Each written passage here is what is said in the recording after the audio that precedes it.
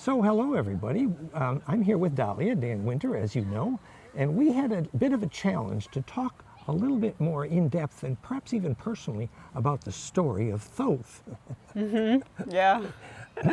Dalia has had a lot of experience communicating with, and it's actually not the first time we had a communication with Thoth. Actually, for about 15 years I worked with a guy named William Buehler, the Templar originator, website goldenmean.info/Buehler, B-U-E-H-L-E-R, and they called it the Temple Doors with Simeon and Maya. And that group, communicating the Templar agenda of the repair of the fabric of time, they claimed to be literally in communication with Thoth about every day, which to some would seem, unusual, but actually he had a very consistent teaching agenda, which we're going to talk about, which is in parallel to Dalia's experience. Dalia, do you want to say?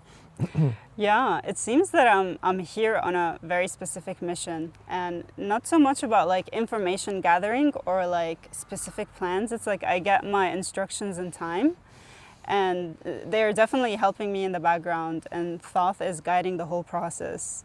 So it's mostly about activating the light body, which is, Thoth is using my vessel where he can channel energy and actually do pretty ancient rituals, like magi rituals, ancient Egyptian temple rituals that are happening, and it's helping with the planetary ascension and lifting off the karma of humanity off the planet, like making things lighter and brighter for humanity and for the planet Earth.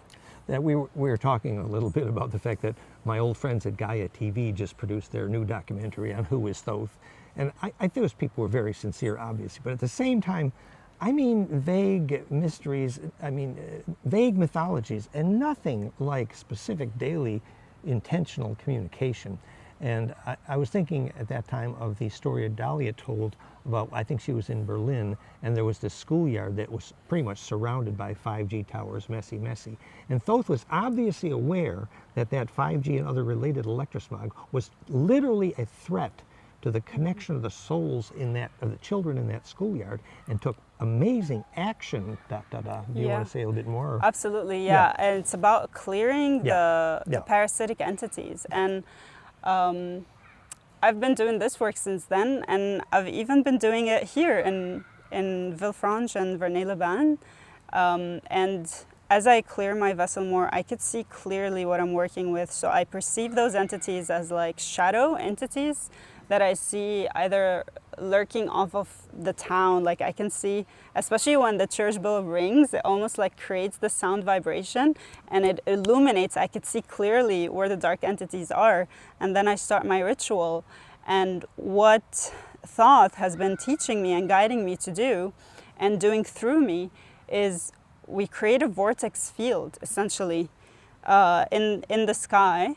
And that, through magnetism, it's like a vacuum cleaner for the parasitic entities. The implosion does the sorting, and it really sucks. I mean, it really sucks.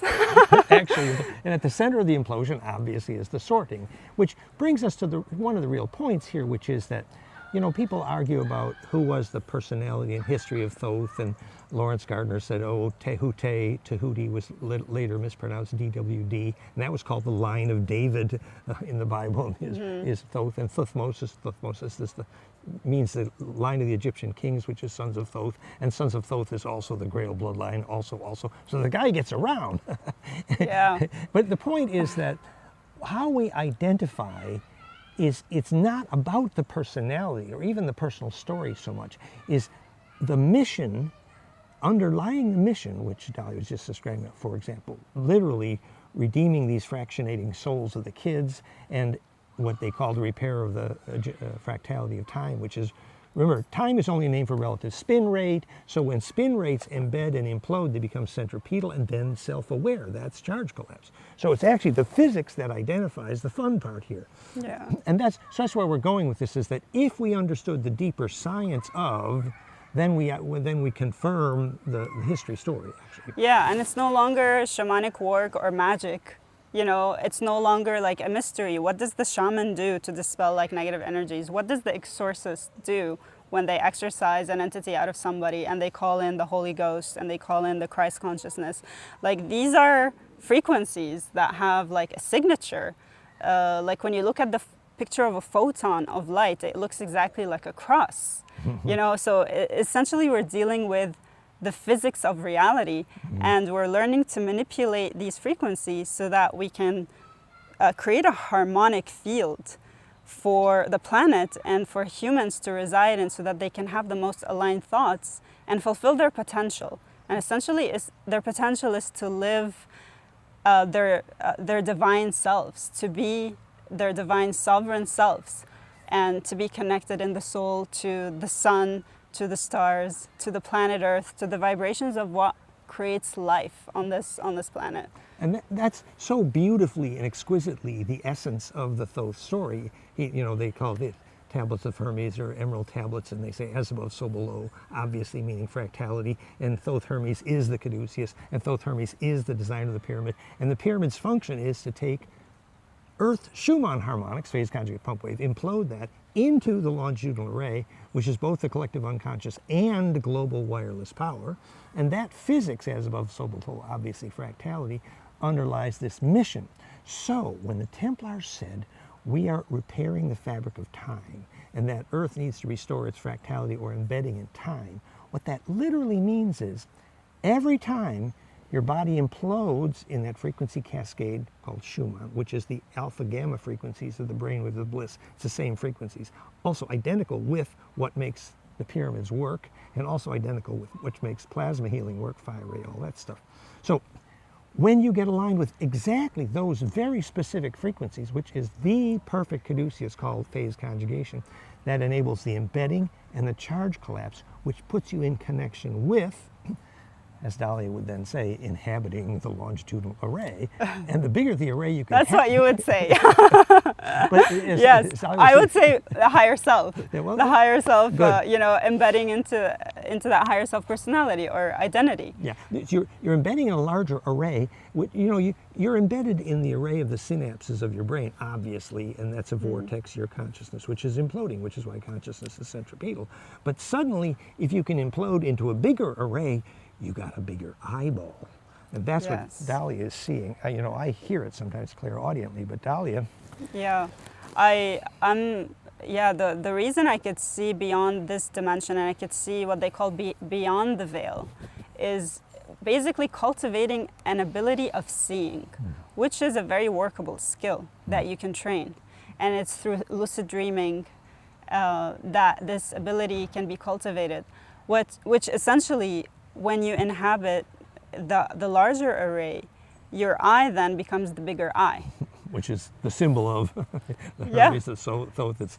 You become the bigger eye, which is the eye of the sun, as it were. Yeah. And so the longer the wave you can become embedded or doing charge collapse inside of, you become the centripetal in the tornado of the bigger hologram, which is the bigger eyeball.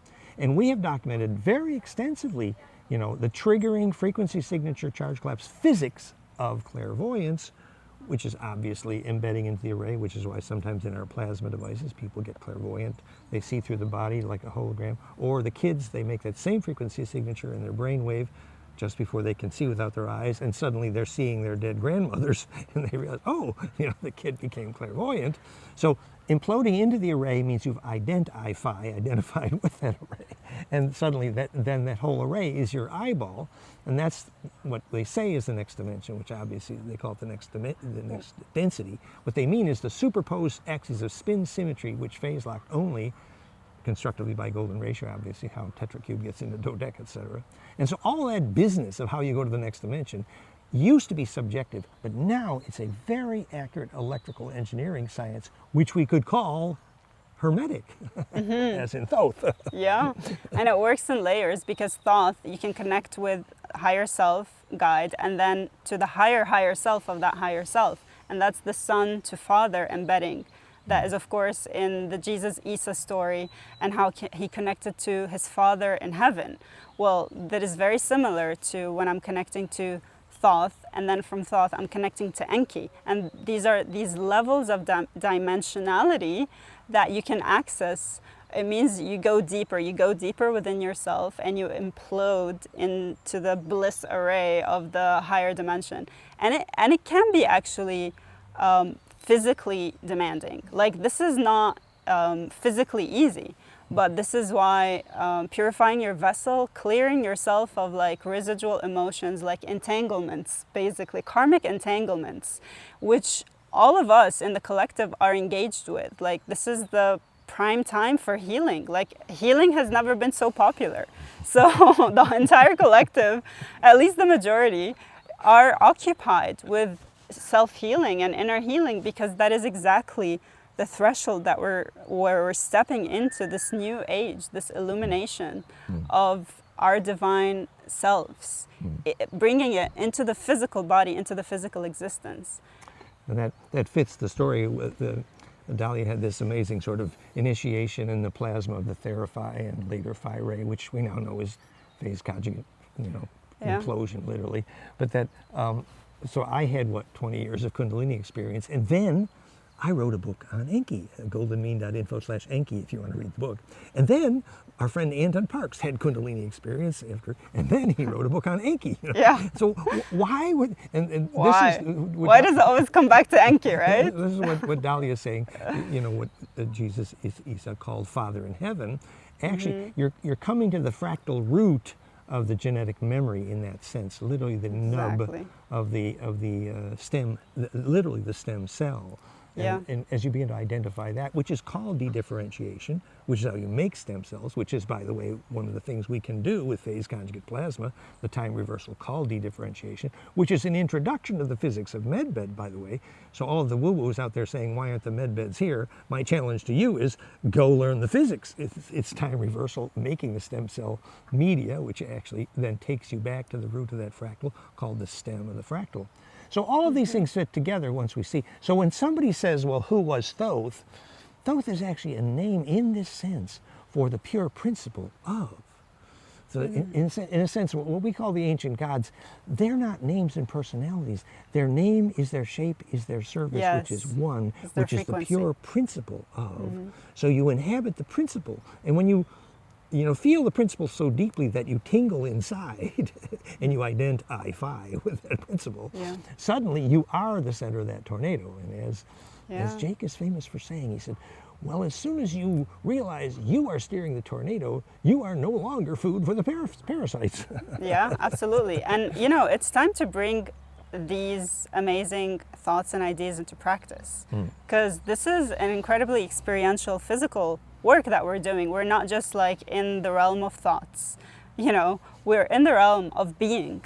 This is all about embodiment, And thought maybe been named after Thoth, so be careful here. Yes.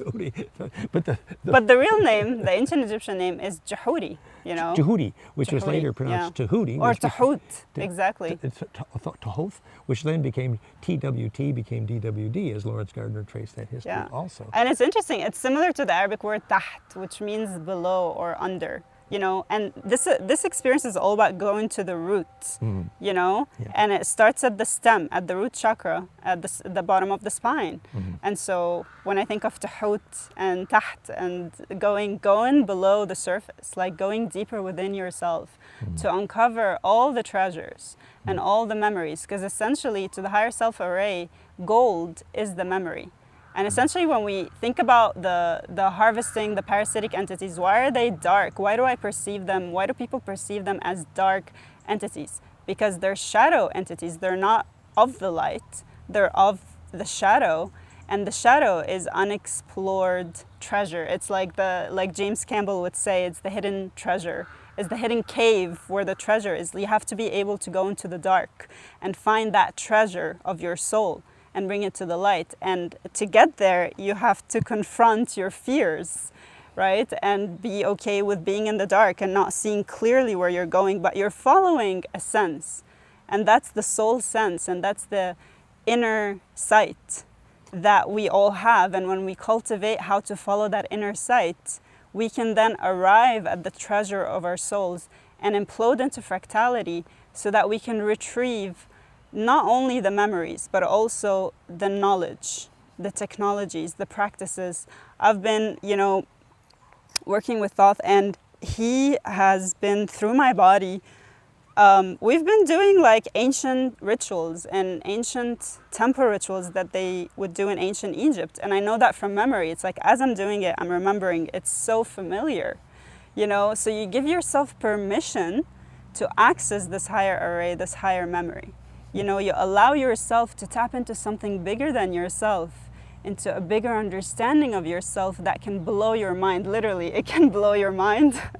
So this is why we don't stay in the mind. We stay in the heart. We stay in with the breath, which is the chi, which is the prana, which is the life energy, the life force energy, and that pumping heartbeat, right? Like there is something to staying with that pulse Yeah. of presence, just pure presence. Meditate on the heart, and the heart harmonics and train the brain harmonics. I was just having a flashback as Dalia was talking about Joseph Campbell. It was called The Myth of the Birth of the Hero, but he called it The Flight of the Wild Gander Through the Ages. Actually, that gander's just been singing here just a minute ago, if you listened. We're in the park in the Vernay. And what the myth of the birth of the hero means is the archetype of the principle of what is a hero, literally. And when that whole myth means there's really only one hero, it gets like to say there's only one electron, it just gets around. Once you understand the principle, well, the same thing's true with the hero. So once you identify with pure principle, which obviously is the pure principle of service, and the pure principle what lies behind spiritual enlightenment, which is where all waves implode. Absolutely, and we're moving into the many heroes, many lifetimes, many genealogies. Like, you know, when I speak about my memories and I claim my identity as the who I am presence, it's just being in the I am presence of the higher self. I am, like capital AM. And so this does not mean that I'm holding a monopoly on any of these previous avatars. This is what happens when you embed in the higher self. You remember their impersonations, their incarnations, especially as it relates to your genealogy and your genetics, like DNA.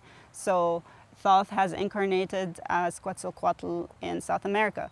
I am not remembering these lives because that's not my gene pool. I am not from there. This is not my bloodline. I'm remembering my memories as Tutankhamun, and that's the Egyptian bloodline that I'm born in, as well as the past life of Jesus Isa, because that is also connected and branching from the Egyptian DNA. And so it's people can have their experiences and can have their memories, and it's all great. Let's remember who we are and let's claim that, you know, like let's all do that. Why not? It's a celebration. Steer the bigger array, be the bigger tornado, especially at a time when if we don't steer our tornadoes, look what's happening on the planet now. Oh my goodness, Philippines wiped out twice in 3 days, et cetera, et cetera. Who's supposed to be steering these tornadoes? Hello, we've taught for years, if you watch a shaman steering a tornado, the moment he says, I've eaten the chucha, which means I've consumed the anger, which means I've felt the pain, and then the bioplasmic streamers from the belly of the shaman, the clairvoyant sees them embed in the center of the tornado's plasma, and suddenly the tornado fell in love with the shaman because it felt its pain greater than. And pain for a tornado is failure to embed, which means the metal trailer park over there, which does not distribute charge, that's pain for a tornado. Or resistance, or inner resistance. Which is inner and outer resistance, exactly.